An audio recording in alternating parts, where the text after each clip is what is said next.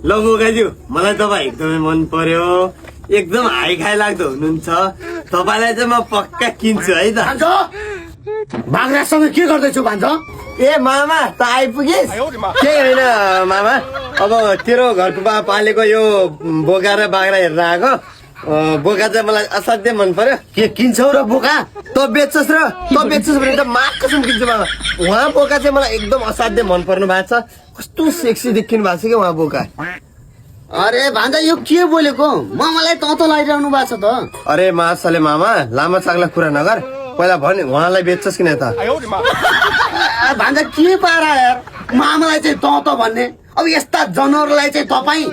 अरे मेरो भाइ तपाईँ धेरै बाटो नबोल्न जनावरको के प्राण हुन्न जनावर के स्वतन्त्र रूपमा बाँध्न पान्दैन उनीहरूको पनि त चित्त दुख्छ होला बे अनि म मामा जस्तो मान्छेलाई तँ भन्दा चित्त दुख्दैन त मुलाको जे दुखे पनि मलाई के बाल बे मलाई मतलब लाग्दैन नि तेरो हिजो आज थाहा छ कि नै मलाई बेच्छस् किन यो पनि सिधै ट्याक्टिस कुरा गरेर हिँडिहाल्छु म अब तँलाई किन मन लाग्छ नि 25,000ले लैजा 25,000 के हो मेरो भाइ दिनदारो मान्छेलाई लुट्न लाग्छ क्या उहाँको रेट 25,000 तर बाबाको नामले मास चल्यो बोका मैले तपाईँलाई किन्न सकिनँ माफ गर्नु होला है त बाख्रा चाहिँ मैले तपाईँलाई त मेरो मनै थियो नि किन्ने